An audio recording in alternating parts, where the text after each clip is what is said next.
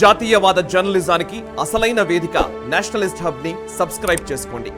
Notifications కోసం bell icon పై click చేయండి.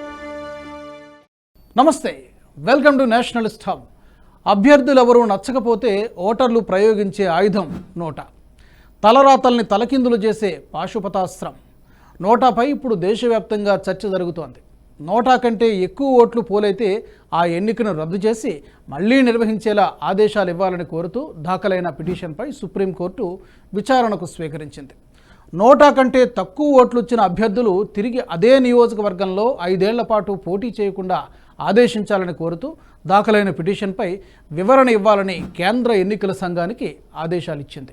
నోటా ఓట్ల గురించి దేశవ్యాప్తంగా చాలా చర్చ జరుగుతోంది.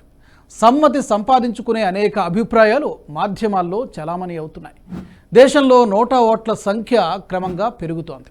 అయితే నోటా ఓటును పరిగణనలోకి తీసుకోకపోవడం వల్ల నోటా ప్రత్యేకత అర్ధరహితమవుతుందనే వాదనలు కూడా ఉన్నాయి. ఇటీవల జరిగిన మధ్యప్రదేశ్, ఛత్తీస్గఢ్, రాజస్థాన్, తెలంగాణ ఎన్నికల ఫలితాలలో నోటా వినియోగం గురించి పరిశీలించినప్పుడు పలు ఆసక్తికరమైన విషయాలు వెలుగు చూశాయి.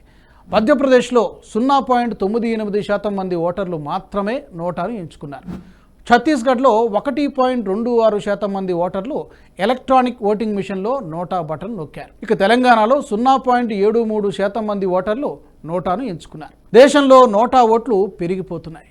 నోటా ఓట్లన్నీ నిరుపయోగంగా మారిపోతున్నాయి.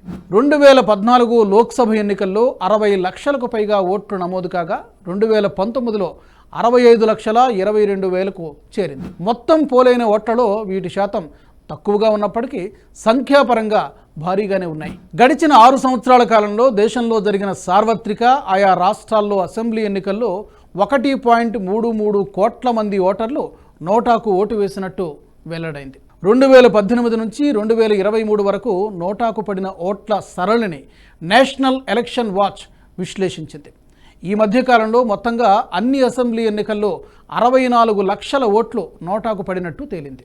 ఇక లోక్సభ ఎన్నికల్లో బీహార్లోని గోపాల్గంజ్ పార్లమెంటు నియోజకవర్గంలో అత్యధికంగా 51,660 ఓట్లు నోటాకు పోలైనట్టుగా తెలుస్తోంది. అతి తక్కువగా లక్షద్వీప్లో 100 ఓట్లు నోటాకు పడ్డాయి. 2020లో జరిగిన అసెంబ్లీ ఎన్నికల్లో మొత్తం 1.46% అంటే 7,49,360 ఓట్లు నోటాకు పోలవగా వాటిలో అత్యధికంగా బీహార్లో 7,06,252 ఓట్లు, ఢిల్లీలో 43,108 ఓట్లు పోలయ్యాయి. 2022లో జరిగిన 5 రాష్ట్రాల అసెంబ్లీ ఎన్నికల్లో కేవలం 0.70% మాత్రమే నోటాకు పడ్డాయి. ఇక గోవా, మణిపూర్ రాష్ట్రాల్లో 10,000 చొప్పున, పంజాబ్లో 1,10,000, ఉత్తరప్రదేశ్లో 6,37,000, ఉత్తరాఖండ్లో 46,000 ఓట్లు నోటాకు పోలయ్యాయి.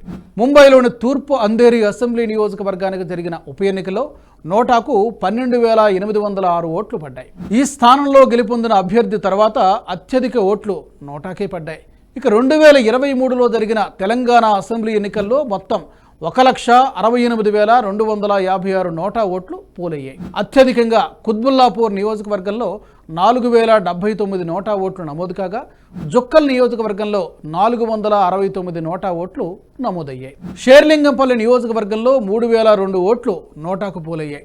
అత్యల్పంగా నాంపల్లి నియోజకవర్గంలో 513 ఓట్లు నోటాకు వేశారు. 2018 ఎన్నికల్లో మొత్తం 2,24,709 నోటా ఓట్లు పోలయ్యాయి.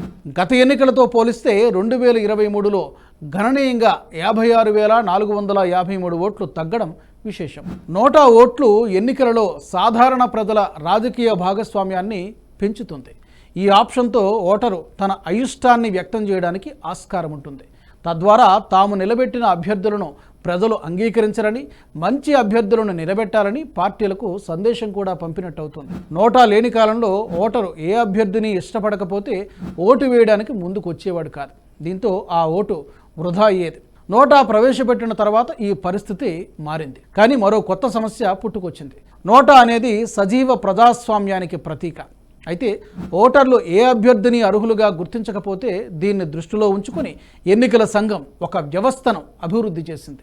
దీని ద్వారా ఎంత శాతం మంది ప్రజలు ఎవరికీ ఓటు వేయడం సరికాదని భావించే ఈ ప్రక్రియకు కమిషన్ నోటా అని పేరు పెట్టింది. ఈ ప్రక్రియలో కూడా తరచి చూస్తే మనకు లోపాలు కనిపిస్తాయి. ఉదాహరణకు 1000 ఓట్లు ఉన్న ఓ నియోజకవర్గంలో 4-5 పార్టీలు 1-2 స్వతంత్రులు పోటీ చేశారని అనుకుందాం. వారిలో ఒక అభ్యర్థికి 250 ఓట్లు, మిగతా అభ్యర్థులు స్వతంత్రులకు 200 ఓట్ల కంటే తక్కువ వచ్చాయని అనుకుందాం. ప్రస్తుతం అమల్లో ఉన్న విధానం ప్రకారం 250 ఓట్లు పొందిన అభ్యర్థి గెలిచినట్టు లెక్క. కానీ నిజానికి ఆ అభ్యర్థిని వద్దు అనుకున్న ఓటర్లు 750 మంది ఉన్నారు. అందుకే వారు తమకు నచ్చిన ఇతర అభ్యర్థికి ఓటేశారు. కానీ ఓటర్లు నిరాకరించడం అనేది లెక్కలోకి రావడం లేదు. కాబట్టి మెజారిటీ ప్రజలు అంగీకరించకపోయినా సరే ఈ ఎన్నికల ప్రక్రియలో గెలుపొందే అవకాశం ఉంది. 2023 ఏడాది చివరిలో జరిగిన వివిధ రాష్ట్రాల అసెంబ్లీ ఎన్నికల్లో ఛత్తీస్గఢ్లో అత్యధికంగా 1.5% ఓట్లు నోటాకు వచ్చాయని గణాంకాలు చెబుతున్నాయి. తద్వారా ఆ మేరకు ఓటర్లు తమ నిరసన వ్యక్తం చేసినట్టు రికార్డ్ అవుతోంది. కానీ ఒకవేళ పోటీలో ఉన్న అభ్యర్థులందరికంటే ఎక్కువ ఓట్లు నోటా సాధిస్తే ఏమవుతుంది? ఇదే ప్రశ్న ఓటు వేయడానికి వెళ్లే చాలామంది మధ్యలో మెదులుతూ ఉంటుంది. చట్టసభలకు జరిగే ఎన్నికల్లో ఒకవేళ ఎక్కడైనా నోటాకు అత్యధిక ఓట్లు పడ్డాయంటే అక్కడ ద్వితీయ స్థానంలో నిలిచిన అభ్యర్థి గెలిచినట్టుగా ప్రకటిస్తారు.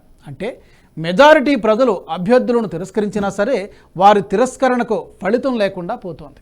ఇదే అంశంపై సుప్రీంకోర్టులో కూడా ప్రజా ప్రయోజన వ్యాజ్యాలు దాఖలయ్యాయి. ఈవీఎంలు రాకముందు బ్యాలెట్ పద్ధతిలో ఓటింగ్ జరిగేది.